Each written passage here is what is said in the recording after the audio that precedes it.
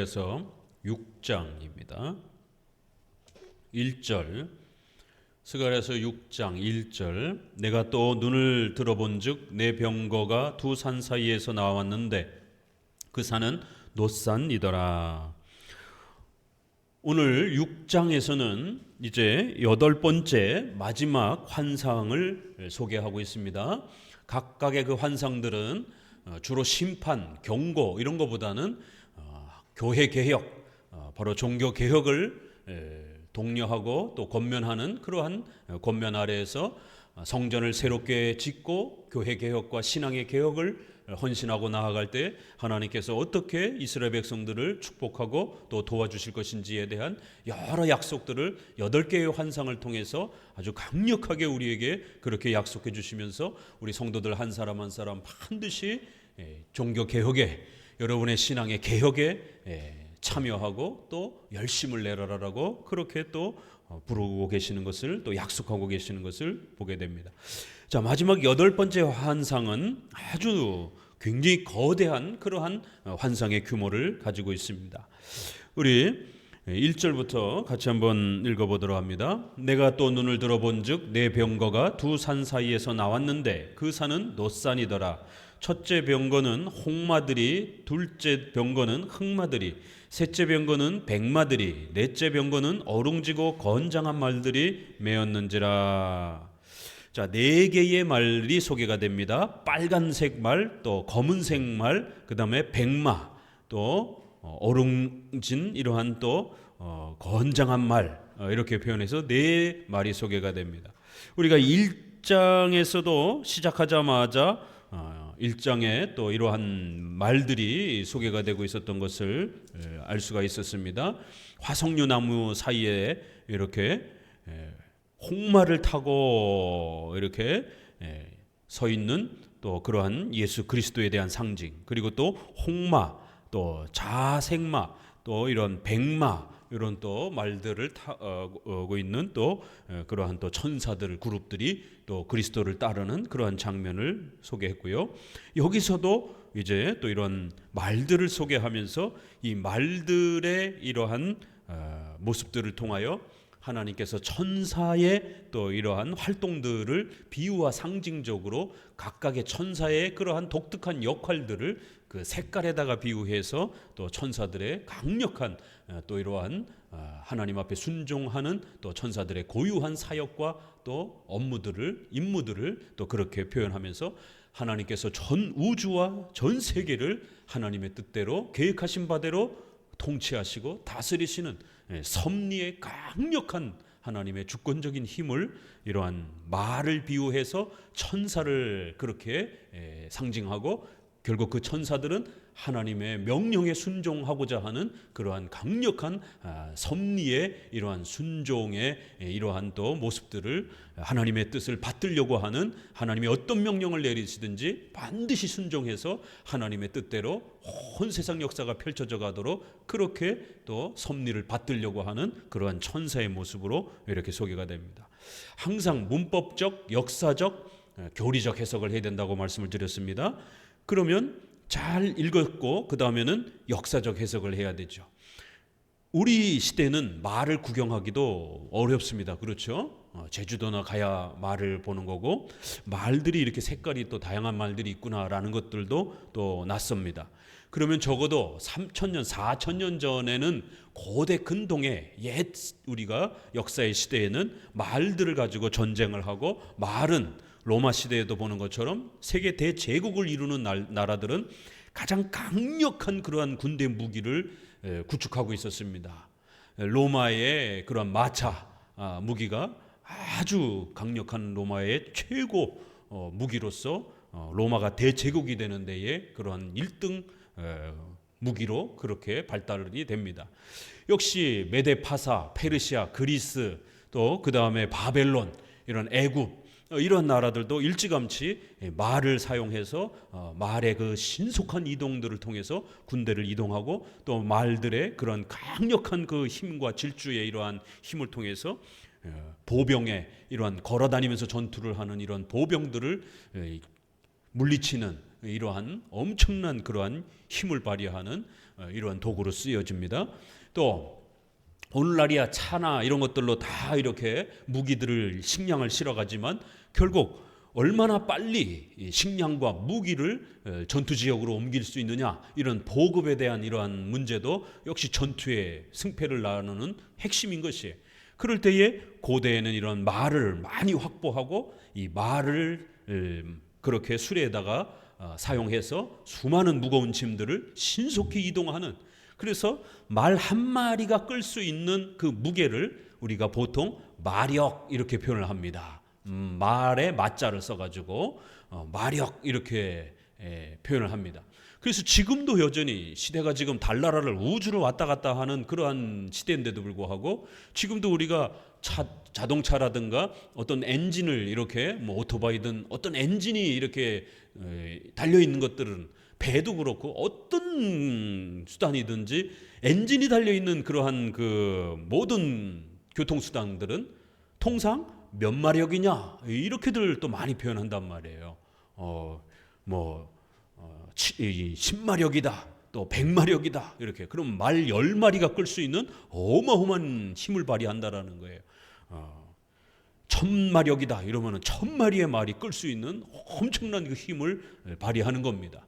그러니까 지금도 우리 일상생활에 21세기를 살아가는 우리에게도 이렇게 마력, 몇 마력이냐 이러한 그 교통수단을 표현하는 수단의 그 용량을 표현하듯 이렇게 가까운 그러한 말의 이러한 문화적 사용을 보게 됩니다. 옛날은 얼마나 더 이 말이 그런 군사 무기로서 가깝게 그렇게 문화적으로 역사적으로 사용되었겠느냐라는 거예요. 그러니까 성경에서는, 구약에서는 유독 하나님의 전지전능하신 그러한 권능, 그리고 아주 신속히 하나님의 명령이 전달되어지고 또 펼쳐질 것이다라고 말할 때는 독수리, 또 때로는 말의 그런 빠른 속력, 또 말의 어떤 힘, 이런 것들을 비유로 많이 비유하는 겁니다. 왜요? 주변에서 그러한 힘과 속도는 이런 독수리라든가 말 이런 것들을 통해서 많이 백성들이 봐왔기 때문에 백성들이 늘 친근하게 생각하는 그런 동물들의 힘을 이용을 해서 하나님의 전지전능한 힘이 얼마나 빠르고 강력하고 또 철두철미한지를 또 그렇게 소개를 합니다. 그래서 여기에서는 바로 전쟁에 사용이 되는 이러한 그 거대한 말들, 홍마는 어떻겠습니까? 피가 잔뜩 전쟁터에서 난자되어지는 그러한 살인의 이러한 전쟁의 이러한 모습들이 늘 가까이 비춰지죠. 흑마는 이렇게 기근, 굶어 죽고 이러면 사람이 새카매지고 이러한 그 모습들, 또 불타 죽는 또 이러한 또 모습들 다 전쟁과 관련된 거죠. 또 그 다음에 백마. 그래서 백마는 뭐 이렇게 좀 승리의 어떤 또 이러한 상징이기도 하지만 때로는 이게 전염병과 관련돼서도 또 이렇게 많이 쓰여지기도 하고, 전염병이 이렇게 들면 막 곰팡이 같은 이런 부분들이 레이기라든가 이런 데 보게 되면 하얗게 막 번지고 이제 막 이런 피부병이 돋고 이제 이런 것 때문에 문맥의 흐름에 따라서 그리스도와 관련돼 있으면 승리를 상징하는 색깔이지만 또 때로는 또 이렇게 전쟁에 연속되어지는 어떤 하나의 재난처럼 또 이렇게 쓰여지기도 합니다. 또 어롱어롱한 이렇게 얼룩덜룩한 이런 말, 이건 이제 요한계시록 6장에서는 청황색 말, 이게 푸른 말 비슷하게 이렇게 얼룩얼룩한 이제 이러한 말로 표현을 하면서 역시 이것들도 사람이 새파랗게 질린다 이제 뭐 우리가 이렇게 표현을 할 때 이러한 그 굶주림이나 고통이라든가 여러 이러한 그 전쟁의 아픔들을 소개를 합니다. 우리 계시록 6장을 한번 보겠습니다. 계시록 6장은 이걸 그대로 가져다가 최후 심판에서 하나님께서 또 전 우주를 심판하시는 그러한 강력한 하나님의 권세를 또 이렇게 천사들이 순종하고 받드는 모습으로 역시 비슷하게 소개를 합니다. 6장 1절부터 봅니다. 내가 봄에 어린 양이 7인 중에 하나를 떼시는 그때에 내가 들으니 네 생물 중에 하나가 우레 소리같이 말하되 오라 하기로, 내가 이에 보니 흰말이 있는데 그 탄자가 활을 가졌고 면류관을 받고 나가서 이기고 또 이기려고 하더라. 흰말이 나오죠.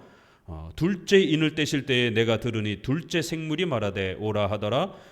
이에 붉은 다른 말이 나오더라. 그 탄자가 허락을 받아 땅에서 화평을 제하여 버리며 서로 죽이게 하고 또 큰 칼을 받았더라.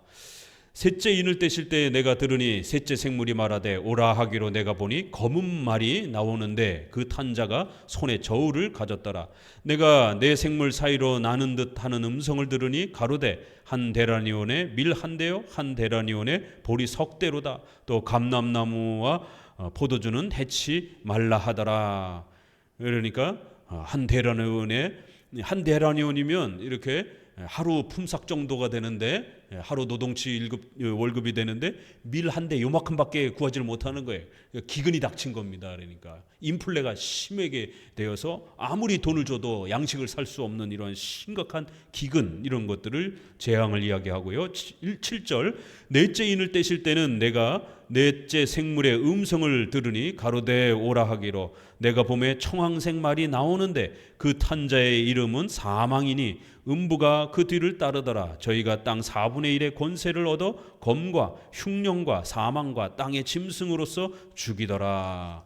이렇게 각각의 그 말들은 각각의 재앙을 일으키는 그러한 천사들의 각각의 사역과 임무를 이렇게 표현하면서 하나님께서 전 세계를 그렇게 이러한 무서운 재난과 전쟁의 이러한 고통으로 심판하시는, 또 불신자들을 심판하시는 또 이러한 하나님의 전능한 심판주로서의 모습을 소개를 합니다.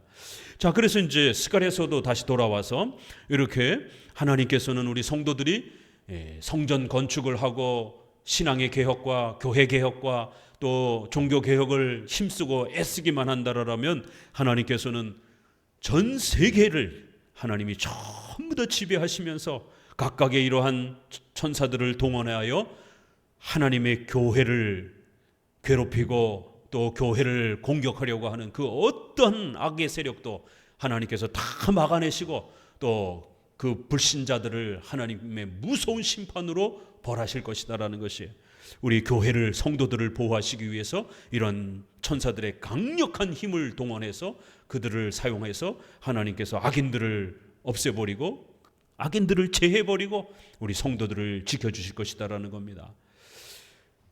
바로 이것은 하나님의 섭리의 보호를 약속하는 그런 아주 놀라운 비유입니다. 그래서 말 비유가 나오게 되면 항상 섭리교리를 먼저 살펴보시기 바랍니다. 4절 내가 내게 말하는 천사에게 물어 가로되 내 주여 이것들이 무엇이니까. 아직도 여기 안 끝났네요. 그렇죠? 질문하고 대답하고 질문하고 대답하고 이렇게 각각의 그 환상마다 천사에게 다시 한번 스가랴가 물으면서 그럼 이것은 또 무슨 뜻입니까? 그럼 이것도 좀 가르쳐 주세요. 그럼 이건 또 어떤 뜻입니까? 이렇게 계속해서 문답 형태로 하나님의 계시를 더 깊이 파악하고 알아가도록 그러한 방식으로, 교리문답 방식으로 성경을 배워가도록 하나님께서는 그렇게 선지자에게도 또 오늘 우리에게도 이러한 교리문답 방식이 성경을, 계시를 이해하는 아주 중요한 수단과 방법으로서 또 그렇게 우리에게 선물로 주어져 있는 것을 우리는 알 수가 있습니다. 5절 천사가 대답하여 가로되 이는 하늘의 네 바람인데 온 세상의 주 앞에 모셨다가 나가는 것이라 하더라. 네 바람, 그러면 사자는 자 이스라엘 숫자 다시 한번 반복합니다. 스가랴에 숫자가 많이 나오고 요 다니엘서에도 숫자가 많이 나오고 이것이 계시록에 그대로 쓰여지고 신구약 전체에 늘 반복적으로 쓰여집니다. 이걸 너무 상상적으로 해석하면 안 되고 신구약에서 역사적으로 이스라엘 백성들이 좋아하는 그 문화적 숫자가 있습니다. 우리가 좋아하는 숫자가 있고 싫어하는 숫자가 있습니다. 우리는 사자를 싫어합니다. 한문에 죽을 사자 때문에. 그 다음에 구자를 싫어합니다. 아홉수라고 하는, 아홉수에 많이 죽는다라고 하는 이러한 것 때문에 구자를 싫어합니다. 그래서 축의금도 7만 원을 하다가 그 다음에는 10만 원으로 넘어가야지 9만 원을 하게 되면 축의금 하고도 7만 원을 할 거 한턱 내가 쓴다 그러면서 2만 원 더 넣어가지고 9만 원을 하면 뒤돌아서 욕 바가지로 먹습니다. 이건 상식적으로도 알고 계셔야 돼요. 9수에 많이 죽는다 이렇게 해서 9수를 우리 문화에서는 굉장히 무서워하고 두려워하기 때문에 9만 원을 이렇게 축의금 내면 아주 욕을 바가지로 먹는 것입니다. 7만 원에서 10만 원으로 이렇게 넘어가야 되는 거예요. 십자가를 완전수로 이렇게 생각하기 때문에. 자, 그럼 이스라엘은요, 일자, 유일신, 그렇죠? 두 증인, 완전한 증인을 세워서 재판하라라고 하는, 재판에서 두 증인을 세우라는 것. 2도 완전 숫자에 들어갑니다. 3은 삼위일체 이런 부분에서도 또 완전 숫자에 들어갑니다. 4자도 완전 숫자입니다. 동서남북 할 때에 어느 곳 빠짐없이 전 우주 공간에 단 한 곳의 빈틈도 없이 완벽하게 하나님은 동서남북 전체를 하나님은 통치하시고 다스리시고 7개의 눈, 돌에 박힌 그 눈, 이런 부분들을 통해서 전 세계를 다 낱낱이 들여다본다라는 것이에요. 그러니까 1, 2, 3, 4가 다 완전 숫자예요. 5자는 이렇게 우리가 성경에서 많이 본 기억은 별로 없어요. 그렇죠? 오병리어 정도 이렇게 잠깐 나오는데 많이는 안 나와요. 6자는 사람이 창조된 숫자이기 때문에 6자는 이제 사람의 수, 또 이러한 악의 이러한 또 숫자로 많이 표현이 됩니다. 그래서 요한계시록에서 666 이렇게 그 악한 귀신의 영들과 사탄의 숫자를 세어보라 그러면서 666 이렇게 666 이렇게 표현을 하는 겁니다. 7은 안식일이니까 완전 숫자죠. 8은 중국 사람들이 한문에 복자가 8이라고 하는 발음하고 비슷해서 8을 굉장히 좋아하는 거고, 이스라엘에게는 8의 의미는 별로 없어요. 그 다음에 9도 별로 사용하지 않고, 그 다음에 10이 완전 숫자입니다. 그리고 11도 잘 안 쓰여지고 12가 완전 숫자입니다. 12지파 때문에. 그 다음에 12사도 때문에 또 12가 완전 숫자입니다. 그리고는 이제 그것을 배수, 더하기, 곱하기로 해서 12 곱하기 12 그러면 12지파, 12사도 144. 그렇게 해서 10에 3번 완전 숫자 그러면 14만 4천 명. 이렇게 배수 개념으로 이제 확장해서 쓰기도 합니다. 이런 부분들을 잘 계속해서 이해하셔야 됩니다. 내 바람 그러면 당연히 이것도 온 우주 만물 전체의 바람이다. 동서남북에 가득 찬 바람인데, 이 네 말들은 각각의 그 동서남북 그 모든 지역에서 하나님의 명령을 받들려고 하는 그러한 바람들이다. 이렇게 또 표현을 하는 거예요.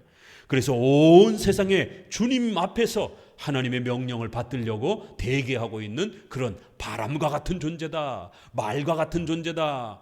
독수리 같은 존재다. 이러는 거예요. 바람이 얼마나 빠르나요? 그렇죠? 또 말보다도 더 빠른 거는 또 바람이잖아요. 바람이 이렇게 태풍이 확 스쳐 지나가면은 뭐 수십 킬로로 막 바람이 불잖아요. 그 바람에 또 위대한 막 그 바람의 강력한 힘, 나무도 막 다 쓰러뜨리니까. 그러니까 계시록에서도 재앙이 닥치려고 할 때에 천사들이 바람을 막고 있는 것처럼 이렇게 표현을 합니다. 그래서 어느 순간에 이제 그 바람이 불어치는 것을 허락하라 그러니까 천사들이 바람을 막고 있다가 이제 막지를 않으니까 온 세상에 바람이 폭풍이 몰아치게 되는 이제 이런 폭풍의 비유로 천사들의 활동을, 강력한 그 힘을 바람으로도 이렇게 비유를 하는 거예요. 그래서 동서남북 모든 세상에 하나님 앞에서 강력한 힘과 신속한 그러한 속도로 온 세상의 주인이신 창조주 하나님의 명령을 받들려고, 그 하나님의 섭리에 받들려고 순종하려고 그렇게 대기하고 있는 천사들이라는 것이에요. 그래서 하나님은 이렇게 온 세상을 전부 다 헤아리고 계신다라는 거예요. 그렇기 때문에 우리 성도들이 비록 수많은 도전과 어려움과 또 교회 개혁을 시도하려면 주변에 많은 불신자들과 또 사탄과 악한 영들이 방해한다 할지라도 절대로 두려워하지 말라라는 거예요. 왜요? 천군 천사들이 그 교회를 지켜주고 있고 온 세상의 이런 모든 역사를 다 살피고 계시는 전능하신 하나님이 하나님의 절대 주권으로 섭리하심으로 도와줄 것이다라는 거예요. 그래서 6절에는 흑마는 북편 땅으로 나가매 백마가 그 뒤를 따르고 어룽진 말은 남편 땅으로 가고 건장한 말은 나가서 땅에 두루 다니고자 하니 그가 이르되 너희는 여기서 나가서 땅에 두루 다니라 하매 그 땅에 두루 다니더라. 그가 외쳐 일러 가로되 북방으로 나간 자들이 북방에서 내 마음을 시원케 하였느니라. 이제 이런 부분들은 다 역사적 해석을 해야만이 우리가 잘 바르게 해석할 수 있습니다. 갑자기 여기서 교리적 해석으로 넘어가면 안 돼요. 왜 이 북쪽을 가리키는가?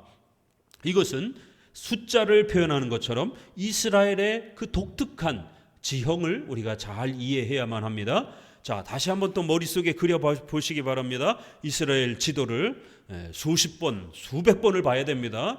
왜냐하면 항상 역사적 해석은 그 지중해 연안을 끼고 있는 우리가 볼 때 왼쪽은 바다요, 지중해요, 오른쪽은 사막, 그 가운데의 위쪽은 갈릴리 바다, 그리고 가운데 물줄기 강이 요단강, 그리고 밑에 소금 바다인 그런 사해 바다, 이렇게 경계 지역을 해서 저쪽은 이제 사막 벌판이고 이쪽이 지중해 연안을 끼고 있는 지역이 이스라엘의 그런 주로 활동 지역입니다. 그렇기 때문에 반드시 또 지도를 한번 기억해 보시게 되면 그 북쪽에는 누가 있느냐면, 자, 북쪽 지도 한번 카톡으로 좀 나눠 드리세요. 북쪽에는 아람 지역이 이렇게 배치되어 있습니다. 전통적으로 아시리아, 북아시리아 이렇게 표현하잖아요. 남쪽으로는 애굽이에요. 북쪽은 아시리아, 북이스라엘이 아시리아에 의해서 멸망을 당했습니다. 그리고 난 다음에 바벨론이 쳐들어오고 나서 요 정도 시대가 되면 이제 아람, 또 그 다음에 모압, 암몬, 이렇게 롯의 그 자녀들이죠. 모압과 암몬이 이렇게 오른쪽으로 이렇게 내려옵니다. 그리고는 이스마엘의 가문, 야곱과 또 에서, 이렇게 이어지는 바로 에서의 이러한 자손들이 되는 에돔 족속들이 또 밑으로 내려갑니다. 그리고 지중해 쪽으로 붙으면, 바닷가 쪽으로 붙으면 블레셋, 이렇게 붙는 거예요. 항상 꼭 기억하셔야 됩니다. 자, 그러면 이쪽 사막 쪽에는 대제국이 없어요. 그래서 이 오른쪽에서 쳐들어오는 건 별로 없습니다.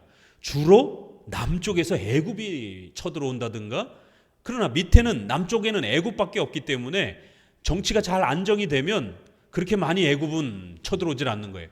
주로 어디로 많이 쳐들어와요? 이스라엘을 공격하려면 반드시 북쪽으로 쳐내려와야 됩니다. 왜요? 이쪽 우리가 보는 동쪽에서 쳐들어오려면 이 사막을 건너서 와야 되기 때문에 오다가 다 지쳐서 죽는 거예요. 그러니까 좀 더 땅이 좋은 저 북쪽으로 돌아서, 자, 그래서 바벨론도 저 북쪽으로 돌아와서 아시리아를 치고 그 다음에 남쪽으로 애굽을 치기 위해서 이스라엘을 치고 애굽으로 전진해 가는 거예요. 메대와 파사라는 나라도 바벨론을 치고 그 다음에 북쪽으로 아시리아의 지역으로 해서 또 이스라엘을 공격하는 거예요. 그리스 지역은 저쪽에서 오죠. 이 유럽 지역이니까 이제 유럽 지역에서 이탈리아 이쪽 건너서 이렇게 유럽의 끝이 이렇게 이어집니다. 그러면 또 이쪽에 터키, 그래서 이렇게 아시아의 끝과 유럽의 끝이 그리스가 이렇게 만나는 요 지점이 우리가 콘스탄티노플이라고 하는 이제 그런 지역입니다. 결국 이제 이 지역으로 소아시아라고 하는 이 지역입니다. 바울이 전도 여행을 하는. 그러면 그 소아시아로 해가지고 이스라엘을 공격하기 위해서, 왜요? 애굽을 집어삼켜야 되다 보니까, 또 저쪽 바벨론과 인도로 넘어가기 위해서는 반드시 이 북쪽을 점령을 해야 되는 것이에요. 그러니까 그리스도, 유럽도 동쪽으로 나라를 넓히려고 하게 되면 반드시 이스라엘 북쪽을 지나가야 되고, 북쪽을 지나갈 때 이 남쪽에서 쳐들어올 수가 있으니까 반드시 이 북쪽에서 방향을 돌려서 남쪽, 애굽은 고대도로부터 전통적인 제국이었기 때문에 반드시 또 북쪽에서 또 그리스도 애굽을 공격을 하는 겁니다. 그러니까 이쪽 유럽에서도 공격해 올 때도 북쪽으로 쳐내려오고, 또 이쪽 동쪽에서 이렇게 바벨론, 메데파사 이런 나라들이 유럽으로 진출하려고 할 때도 또 북쪽으로 이렇게 또 이스라엘을 또 공격해 오는, 그러기 때문에 항상 이스라엘 백성들은 북쪽을 두려워하고 북쪽은 항상 전쟁의 공포를 알리는 그러한 지역으로 알려져 있습니다. 그러다 보니까 하나님께서 이러한 이스라엘의 역사 문화를 이용을 해서 북쪽으로 먼저 말이 가는 거예요. 그래서 이스라엘을 공격하려고 하는, 이스라엘을 집어삼키려고 하는 그 적들을 먼저 북쪽으로 이렇게 천사를 보내서 그 적들을 초토화시키는 겁니다. 또 남쪽은 전통적으로 애굽이 있었기 때문에 애굽에도 또 천사를 보내서 초토화시키는 겁니다. 그리고는 항상 북쪽이 더 늘 공격의 대상이었기 때문에 천사들이 또 한 번 북방으로 나아가서 결국 북방으로 나간 그 천사들이 완벽하게 전쟁을 승리를 해서 적들을 다 물리쳐가지고 이제 하나님께서 천사들을 북쪽으로 내어 보내서 적들을 다 물리치도록 하셨어요. 그러니까 천사들이 가서 다 물리치고 돌아와서 보고를 하는 겁니다. 하나님, 우리가 적들을 싹 죽였습니다 하니까 북방에서 내 마음을 시원케 하였느니라 이렇게 하는 거예요. 하나님이 이제 마음이 편하다. 내 백성 이스라엘을 공격하려고 했던 북쪽에서 쳐내려오던 그런 악한 바벨론, 아시리아, 메데파사 이런 모든 악한 불신앙의 제국들이 전부 다 전멸됐다라는 거예요. 내 마음이 시원하다. 적들이 다 죽었으니까 이제 하나님의 마음이 편하다라는 것이, 그러니까 우리 이스라엘 백성들도 편안하게 지내라는 것입니다. 왜요? 우리가 학교에서나 또 앞부분에서 계속 봤잖아요. 교회 개혁을 힘쓰십시오. 하나님의 교회가 무너져가고 있는 것에 대해서 아파하고 하나님의 교회를 함께 이렇게 세우시고, 하나님의 교회를 이렇게 세우기 위해서는 건물을 짓는 것보다 더 우선적인 것이 있습니다. 훌륭한 목회자들을 길러내야 됩니다. 우리 회의는 회중파처럼 그렇게 성도들을 많이 세우면 교회가 개혁하는 걸로 이렇게 생각하지 않았습니다. 장로교는 대표권을 중심으로 움직이는 장로회 제도이기 때문에 교회 개혁에 있어서도 무엇을 먼저 우선적으로 개혁한다고요? 당회, 노회, 총회를 먼저 개혁하는 것이에요. 그래서 교회 개혁을 하기 위해서는 반드시 좋은 목회자를 길러내야 됩니다. 좋은 성도 10명도 필요하죠. 그러나 그보다 더 우선적인 일은 훌륭한 목회자를, 설교자를 길러내야 된다는 것이. 훌륭한 목회자, 설교자 한 사람을 잘 훈련시켜서 길러내게 되면 그 훌륭한 목회자 한 사람이 100명, 1000명의 성도들을 길러낼 수 있다는 것이에요. 1500년의 종교개혁도 보세요. 성도들이 개혁을 다 만들어가지고 목사를 초대하는 이런 방식이 아니에요. 회중파 방식이 아닙니다. 회중을 중심으로 해서 움직이는 방식이 아니라는 것이에요. 루터를 하나님이 먼저 세우신 것입니다. 그리고 쯔빙글리를 스위스에서는 세우시는 것이에요. 프랑스에서는 제네바를 또 이어지는 칼빈을 세우시는 것이에요. 그리고 그들에게서 훈련된 수많은 후배 목회자들이 각 지역으로 가서 교회를 세우고 성도들을 세우면서 성도들을 훈련시키니까 어마어마한 교회의 확장이 일어나는 거예요. 성도들이 아무리 많이 모여 있어도 그 성도들을 지도하고 훈련하고 성경을 통해서 가르칠 설교자가 없으면 다 한순간 와해가 되는 겁니다. 이런 당회 중심의, 노회 중심의, 총회 중심의, 목사와 장로 중심의 교회와 교회 개혁을 이야기하게 되면 이런 독립파, 회중파 사람들은 굉장히 불편하게 여기죠. 시비를, 도전을 제시합니다. 만인 제사장, 왜 목사님과 장로님이 중요합니까? 우리 성도들 모두가 개혁하는 게 중요하지. 성도들이 교회 개혁에 참여하는 게 중요하지요. 물론 중요합니다. 그러나 우선순위가 있다라면 만인 제사장에 매여가지고 성도들 모두가 똑같이 열심히 개혁하면 되는 거 아닙니까? 그러나 인류 역사에 있어서 나라를 세울 때도, 나라가 또 발전할 때도 백성들이 모두가 다 교육을 받고 똑똑해져 가지고 나라가 건강해지고 이런 역사는 별로 없어요. 나라마다 훌륭한 왕과 지도자들이 그렇게 사람들을 모으고 사람들을 개혁하고 또 사람들에게 또 국가에 대한 이런 동기부여들을 하면서 나라를 만들어가는 훌륭한 지도자들이 사람들을 모으기 시작하면서 하나의 나라를 건국하고 또 그 왕들이 타락하면 나라가 망하기도 하고, 인간의 본성과 역사를 우리가 인간론을 이해하게 되면 민주주의 방식으로 그렇게 나라가 건설이 되고 교회가 개혁이 되고 이런 방식이 아니라는 걸 알 수가 있어요. 일반 역사에서도 하물며 그런데 교회 역사도 인간론에 지배받는 거예요. 왜요? 인간들이 움직이는 곳이니까.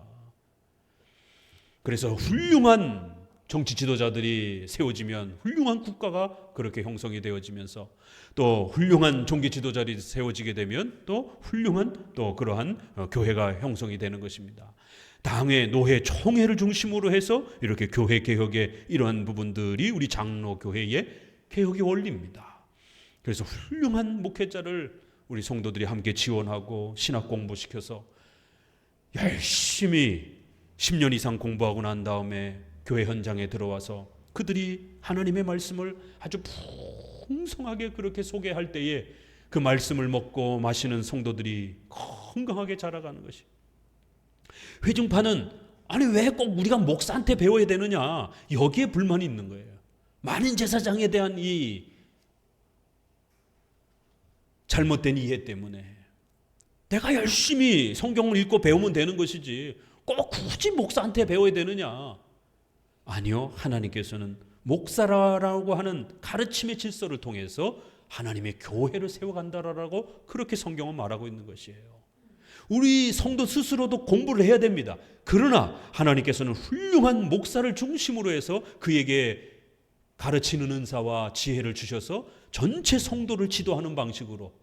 왜 하나님은 전체 성도가 성경의 지식으로 충만해져 가지고 목사를 만들어내는 이런 방식을 택하지 아니하고 훌륭한 목사를 길러내서 그에게 지혜와 성경에 대한 이해와 지식을 주시고 그가 성도들을 가르쳐서 온 성도들이 그렇게 성장하는 이런 방식을 취했을까? 이게 하나님이 원하는 방식이라는 것이에요.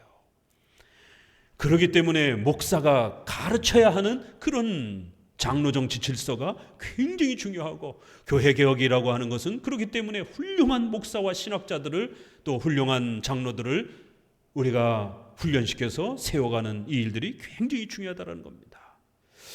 이 부분은 이제 우리가 7장에 조금 더 나오는 내용인데 미리 좀 설명을 드렸습니다. 자, 아무튼 이렇게 내 마음을 시원케 했다 이러면서, 그러니까 너희도 안심해라. 너희가 종교개혁을, 교회개혁을 열심히 힘쓰면 이렇게 너희가 걱정하는 전쟁의 모든 위험들을 하나님이 다 막아주실 것이다라는 거예요.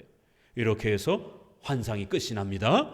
이렇게 아주 거대한 전 세계의 모든 역사까지도 하나님이 다 지배하시니까, 섭리의 이런 위대한 강력한 주권으로 하나님이 지배하니까 교회 개혁하려고 하는데 자꾸 방해하는 자들이 생긴다라고, 악한 자와 악한 영들과 사탄이 방해한다라고 포기하거나 중단하거나 두려워하지 말라라는 것이에요. 이렇게 마지막 환상은 말 비유를 통해 가지고 온 우주 만물을 지배하시는 하나님의 주권과 섭리를 소개합니다. 그리고 또 우리가 앞부분에서 네 번째, 다섯 번째에서 또 이렇게 수룹바벨, 여호수아 이런 종교 지도자들에 대한 비유를 소개받았습니다. 한 번 더 여기에 보충 설명으로 여호수아에게 면류관을 쓰는 장면이 소개가 됩니다.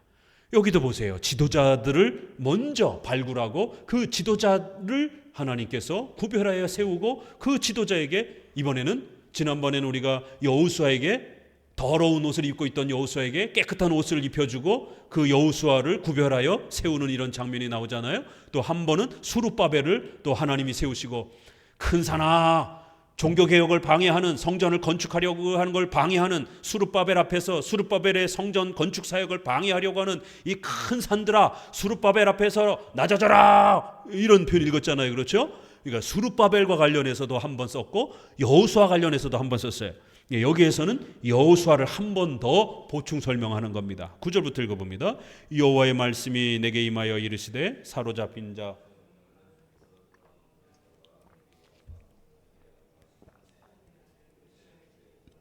너는 이날에 그 집에 들어가서 그들에게 취하되 은과 금을 취하여 면류관을 만들어 여호사닥의 아들 대제사장 여호수아의 머리에 씌우고 구하여 이르기를 만군의 여호와께서 말씀하시되 보라 순이라 이름하는 사람이 자기 곳에서 돋아나서 여호와의 전을 건축하리라. 그가 여호와의 전을 건축하고 영광도 얻고 그 위에 앉아서 다스릴 것이요 또 제사장이 자기 위에 있으리니 이 두 사이에 평화의 의논이 있으리라 하셨다 하고 그 면류관은 헬렘과 도비아와 여다야와 스바냐의 아들 헨을 기념하기 위하여 여호와의 전 안에 두라 하시니라. 먼데 사람이 와서 여호와의 전을 건축하리니 만군의 여호와께서 나를 너희에게 보내신 줄을 너희가 알리라. 너희가 만일 너희 하나님 여호와의 말씀을 청정할진대 이같이 되리라. 여기 기가 막힌 하나님의 이러한 교회 개혁에 대한 아주 놀라운 또 격려가 한 번 더 추가가 됩니다.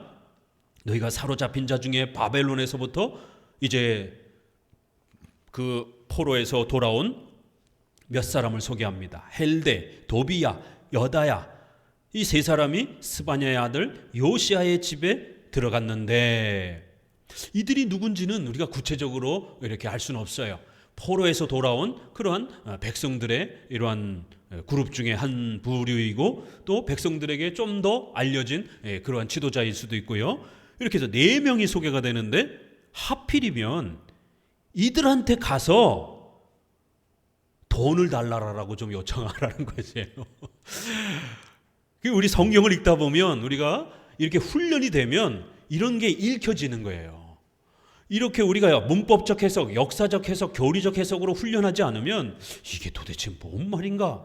이게 문맥이 잘 안 읽혀지는 거예요. 그러나 이거 자꾸 훈련하게 되면 자세히 들여다보는 이러한 그 훈련이 반복되어지게 되면 그 흐름이 보입니다. 4명을 갑자기 소개하고 그들에게 가서 좀 돈을 달라고 은과 금을 달라고 좀 부탁을 하라는 거예요. 왜요? 면류관을 좀 만들어야 되니까.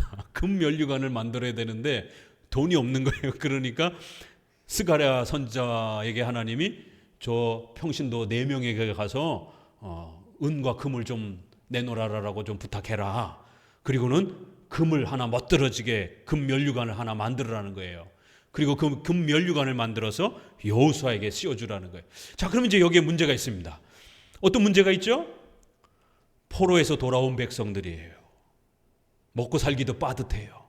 학교에서 백성들이 돌아와갖고 먹고 살기 바쁘다 보니까 자기 자식들 먹이고 자기 가정 세우기에 바쁘고 교회를 위해서는 헌금하는 것도 아까워하고 성전을 건축하는 데에는 희생도 안 하고 이런 아주 이기적인 이런 성도들의 모습을 학개서가 안타까워하고 또 스가랴서도 안타까워하는 모습을 봤습니다. 돈 얘기를 그래서 많이 했어요. 앞부분에서. 그런데 일반 돈도 아니고 금덩어리를 달라는 거예요. 그러면 상당한 돈이잖아요. 그렇죠? 지금 금값이 얼마입니까? 어마어마한 돈인데 목사님이 어느 성도 집에 가서 성도님 이 교회 우리 뭐 좀 하나 드려놔야 되는데 금 한 10돈 좀 헌금하시면 어떨까요? 목사님 미쳤습니까? 나도 먹고 살기 힘든데 이런 일이 벌어진 겁니다. 아니 뭐 한 10만 원, 한 돈 100만 원 부탁하는 것도 아니고 금덩어리, 은덩어리를 달라라는 것이에요. 아주 난감한 상황이 놓여져 있는 것입니다. 그럴 때에 성도들이 이름 모를 성도들이 이렇게 선지자가 찾아와서 성전 건축을 하는데 돈이 좀 필요하니 헌금을 부탁한다라고 이렇게 부탁했을 때 그것도 은금이라고 하는 큰 액수의 금액을 성도에게 부탁했을 때 이 4사람이 한 사람도 거절하지 않고 기꺼이 자기들이 가지고 있던 그러한 은금을 내어주었습니다. 이렇게 교회 개혁이라고 하는 건 반드시 좋은 스룹바벨과 여호수아와 같은 좋은 훌륭한 지도자도 있어야 되지만 또 그 목회자들이 설교하고 또 아니요 전도사, 강도사 때 신학 공부를 할 수 있도록, 또 신학자는 유학을 할 수 있도록, 그들의 생활비를 보탤 수 있도록 최소한 10년을 공부하려면 한 사람 앞에 한 달에 100만 원씩만 지원을 해도 1년이면 1200만 원이고 10년을 지원하려면 1억 2천이 들어가요. 여러분들한테 한 가지 소망을 드립니다. 하나님, 저에게 1억을 만들어 주십시오라고 하나님 앞에 소원하면서 기도하세요. 신학자 한 사람을 길러내는데 최소 한 1억 듭니다. 한 10년 공부한다 치면 최소 생활비로. 그러면 우리의 이러한 장로교 신앙으로 무장된 히브리어, 헬러, 라틴어, 영어 이런 걸로 잘 무장된 출중한 학자가 공부를 마치고 돌아와서 수많은 이단들과 수많은 이런 혼잡한 신학들을 물리치면서 성도들을 방어해주고, 그런 꿈을 꾸세요. 그런 소망을 하나님께 가지세요. 그러면 하나님이 여러분에게 1억만 주실 것 같아요? 2억을 주시는 하나님입니다. 1억은 너가 서원한 대로 그렇게 교회의 신학자를, 목회자를 길러내는데 너가 약속한 대로 쓰고, 나머지는 또 그 일을 헌신한 성도의 스스로와 가정을 위해서 쓸 수 있도록. 솔로몬이 하나님 앞에 지혜를 달라고 백성들을 잘 가르칠 수 있도록 돈과 금을 달라는 게 아니라 지혜를 달라고 기도하시니까 하나님은 지혜도 주시고 금과 은도 더불어 주셨던 것이에요. 적어도 우리 하나님은 그런 하나님인 것이. 그런데 항상 성도들은 내가 이 큰 금은 덩어리를 헌신하게 되면 나는 먹을 게 없는데, 이런 두려움을 갖는 거예요. 오히려 그러한 큰 헌신들을 하게 되면 하나님은 2배, 3배로 갚으시는 그러한 전지전능하신 하나님인데도 당장 내 손에서 돈이 없어지니까 불안해하고 두려워하면서 걱정하면서 한 발자국을 나가지 못하는 이런 아쉬움을 보게 됩니다. 루터가 종교개혁을 할 때에 그 영주였던 비텐베르크 영주가 자신의 전 재산을 들여서 사병을 그렇게 훈련했고, 그 사병을 동원해서 루터가 가톨릭 군대에게 죽지 않도록 그렇게 엄청난 재정을, 군대를 유지하면서 루터를 자기 성에 데리고 와서 그렇게 수년 동안을 보호하면서 루터가 독일어 성경 번역과 수많은 그 대소리 문답과 이러한 책들을 써내고 사역을 준비할 수 있도록. 비텐베르크의 영주가 없었으면 루터도 없는 거예요. 오늘 여기 이 4사람의 헌신이 없었으면 수르바벨과 또 여호수아의 사역도 엄청난 위기에 처할 수 있었던 것입니다. 그런데 이들의 가문과 이들의 그러한 후손들에 대한 어떤 설명도 없어요. 이름도 없이 빚도 없이 그렇게 단 한 번 선지자가 와서 헌금을 부탁했을 때 그 은금을 기꺼이 내어놓고 어떻게 쓸지 온전히 하나님께 맡기면서 그렇게 은금을 내어준 겁니다. 기도하세요. 하나님, 저희 생애에 1억을 하나님 제가 벌 수 있도록 도와주세요. 그럼 하나님, 주님의 종들을 세우는데 쓰겠습니다. 저는 일찌감치 20년 전부터 교회를 시작하면서 기도했어요. 적어도 조직신학자, 역사신학자, 구약, 신약. 우리가 종교개혁 10월 달에 세미나 할 때에 구약 교수님, 역사신학 교수님, 신약 교수님 모셔오잖아요.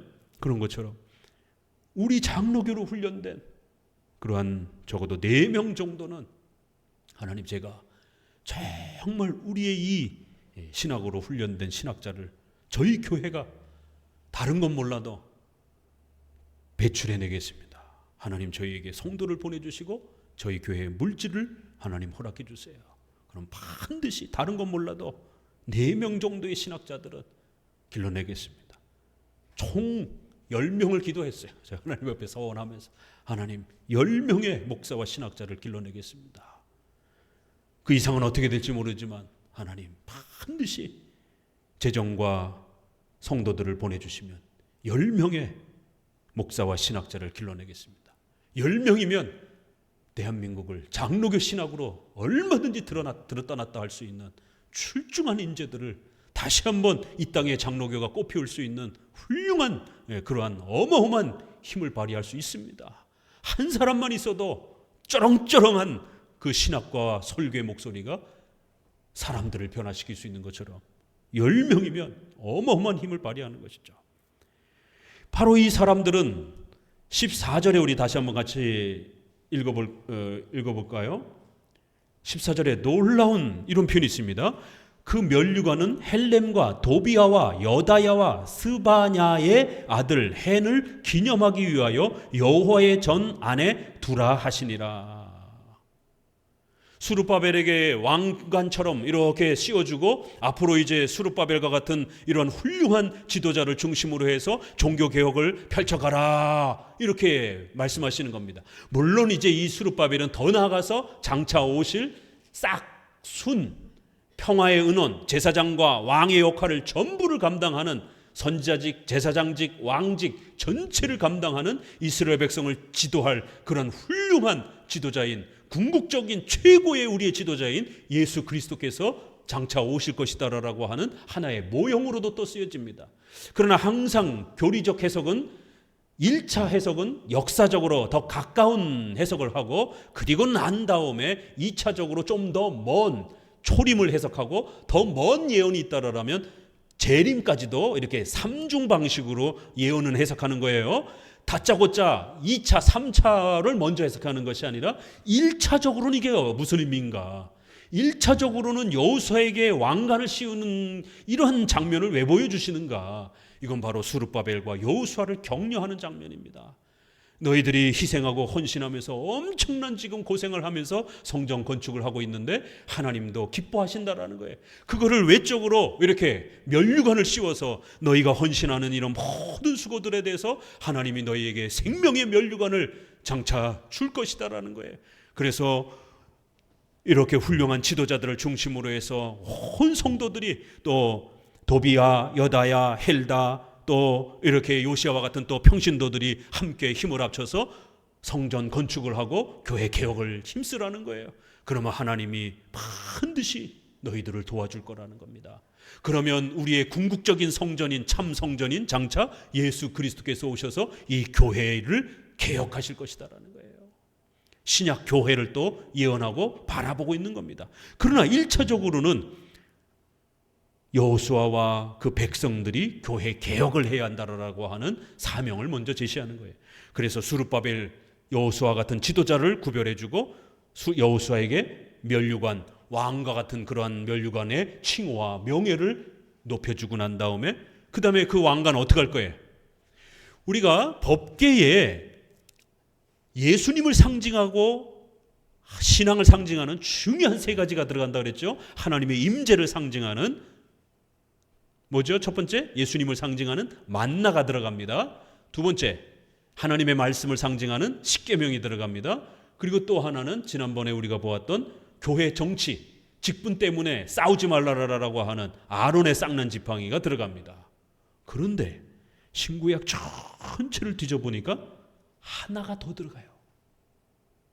요건 보너스로 살짝 언급되고 여기서 딱 한 번 언급되고 사라져요. 그 면류관을 여호와의 전 안에다 갖다 두라는 거예요.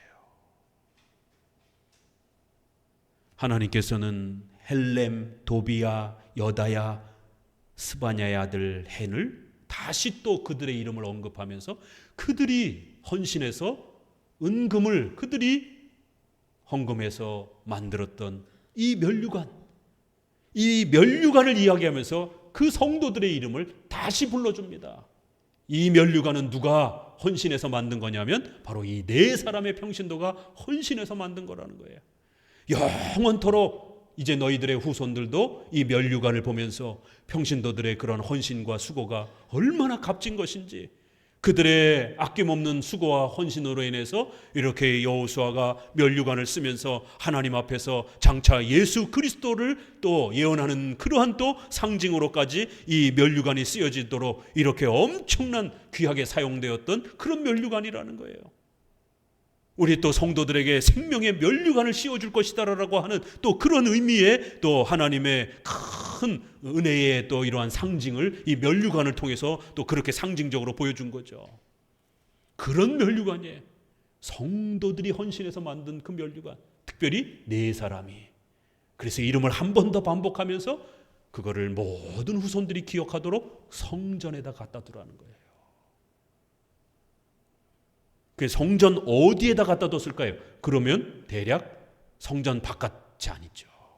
너무 소중한 거기 때문에 주로 이런 헬라어는, 히브리어는 지성소를 이렇게 늘 성소를 중심을 이야기하는 단어들이기 때문에 적어도 우리가 지성소에다가 갖다 두라는, 성소에다 갖다 두라는 그런 의미로 볼 수 있습니다. 그걸 후대의 사람들이 볼 때마다 요 네 사람이 어려운 중에도 하나님 앞에 헌신해서 두고두고 그 모든 후손들이 장차 예수 그리스도께서 오셔서 이 면류관을 쓰시고 우리의 교회가 되어 주실 것이다라고, 그 엄청난 신앙의 도구로 그렇게 활용한 겁니다. 그런데 그것이 누구를 통해서 만들어졌느냐? 요 네 사람을 헌신을 기억하라는 것이에요. 그러면서 그들을 칭찬해 줍니다.